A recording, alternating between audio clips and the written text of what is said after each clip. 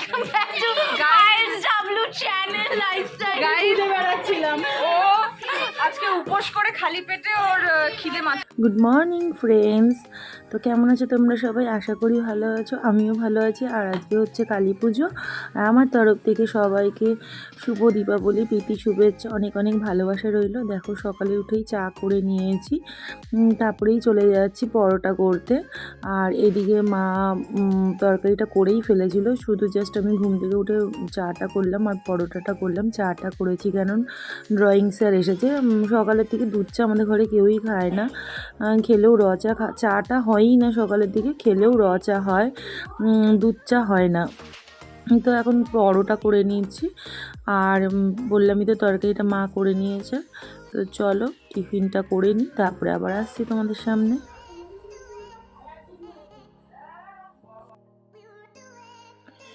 তো এখানে দেখো মা আলুর তরকারিটা করেছে আর আমি জাস্ট পরোটাটা করলাম। এবার হাজব্যান্ডকে খেতে দিয়ে নিই, তারপরে বাদ বাকি কাজগুলো সেরে নেব। এদিকে দেখো এসে বিছানাটাও গুছিয়ে নিলাম। বিছানাটা না গুছালে একটু কেমন যেন লাগে, তো রান্নার মাঝখানে এসে বিছানাটা গুছিয়ে নিলাম। আর এদিকে বসিয়ে দিয়েছি ভাতের জল, এখানে ডাল সেদ্ধ প্রায় হয়ে গেছে। আর এদিকে কেটে নিয়েছে আলু, আলু ভাজা হবে। মানে আজকে হাজব্যান্ডই বললো আলু ভাজা করতে, আর মুসুর ডাল করব, আর বেগুনি আর ফুলকপির বড়া করব। বেগুনিটা করার ইচ্ছা ছিল না, তাও ভাবছিলাম ফুলকপি নেই, তো এই জন্য বেগুনিটা করবো, কিন্তু দেখলাম যে ফুলকপি নিয়ে এসেছে। আর এদিকে দেখো ডালটা সেদ্ধ করেছি, মানে ডালটা অনেক টাইম ধরে, মানে আজ এবার কোথা থেকে ডাল এনেছি কে জানে না, মানে সিদ্ধ করলে না কেমন ছাবড়া ছাবড়া থেকে যাচ্ছে, মানে ভালো করে সিদ্ধই হচ্ছে না। এখানে দেখো ভাতটা হয়ে গেছে, আর এদিকে দেখো বাজারও চলে এসেছে। ফুলকপি মানে এই প্রথমেই এলো, বাঁধাকপিটা খাওয়া হচ্ছে, তো ফুলকপি ওঠার পরে আর ফুলকপিটা খাওয়া হয়নি। তো ফুলকপি নিয়ে এসেছে, আর এই মানে এক সপ্তাহের বাজার যেটা করে দেয় সেটা পুরো নিয়ে চলে এসেছে। তো এদিকে বাজারটাও গুছাতে হবে, মা না থাকলে এত অসুবিধা হয়, রান্না করো বাজার গুছাও, তারপরে তো বাদ বাকি আদার্স কাজ আছে।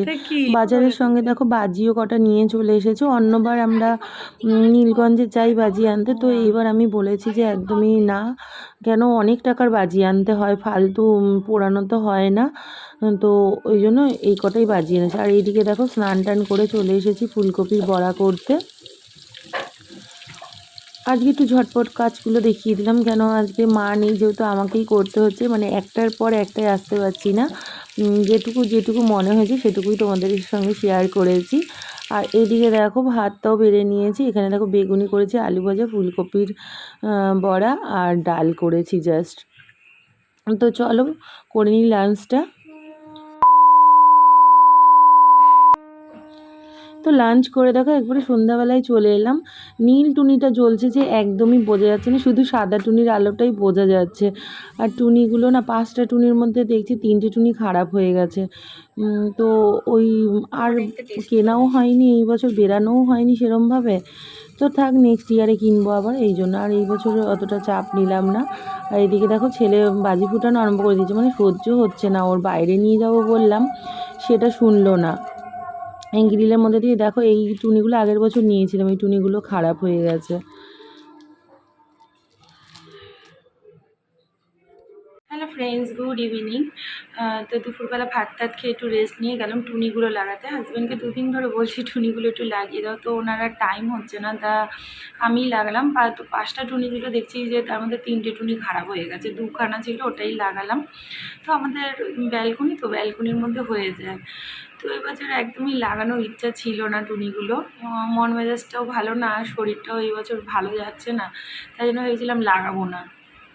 তা দেখলাম যে সবার বাড়িতেই আলো জ্বলছে, আমাদের বাড়িটা অন্ধকার, সেইভাবেই আর কি লাগালাম। আজকে এতটাই শরীর খারাপ ছিল, মানে একদমই কিছু করতেই পারছিলাম না, মানে এতটা মাথা চক্কর দিয়েছিল, মানে প্রেশারটা এতটা লো হয়ে যায় আমার মাঝে মাঝে, যে চোখ মুখ পুরো অন্ধকার হয়ে আসে, মানে পা হাঁটু ভাঁজ হয়ে যায়, হাঁটতে খুব প্রবলেম হয়। তা সেই নিয়ে রান্নাটা করেছি, কেন আমি যদি মানে শুয়ে পড়ি বিছানায় তাহলে পরে ওদেরকে কে খেতে দেবে, এটাই ভেবে করতেই হয়। মানে বলে না মেয়েরা অসুস্থ হলে চলবে না, মেয়েদের যাই কিছু হয়ে যাক মেয়েদের কিন্তু মানে ঘর সামলাতেই হবে। তো ওইভাবেই করলাম আজকে দুপুরে, একদমই অল্পের মধ্যেই করেছি, তাও যাই হোক করতেই হয়েছে। আর মাও আজকে ছিল না, একটা জায়গায় গেছিলো। আর প্রথমে সকালে আমি এতটা বুঝতে পারিনি যে আমার এতটা শরীর খারাপ হবে, তো দুপুরের পর থেকে খুবই শরীরটা খারাপ লাগছিলো, তো ওই নিয়ে অনেকটা করলাম। মেজাজটাও ভীষণ খারাপ, কেন কি আগের বছর এরকম কালী পুজোর দিন আমার দিদা ছিল, আর এই বছর মানে আর এই বছর নেই, তো এত খারাপ লাগছে। মানে আগের বছর ছিল, অসুস্থ ছিল, তাও তো ছিল না, আর এই বছর একদমই মানে এতটাই খারাপ লাগছে যে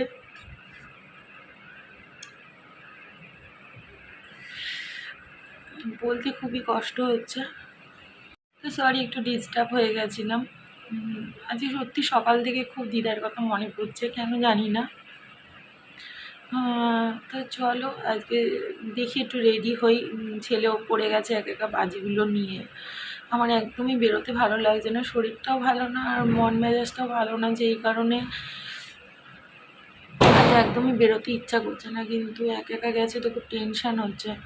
তো চলো দেখি কি করা যায়। তুই আসিস নি আমার অর্ধেক ভিডিওতে।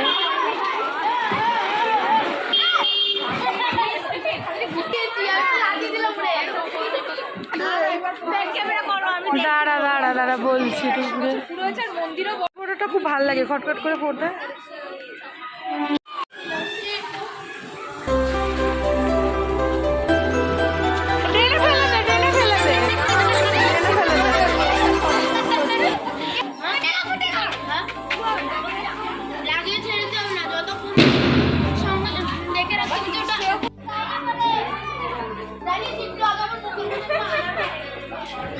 দুটো করে জ্বালিয়ে দিচ্ছি।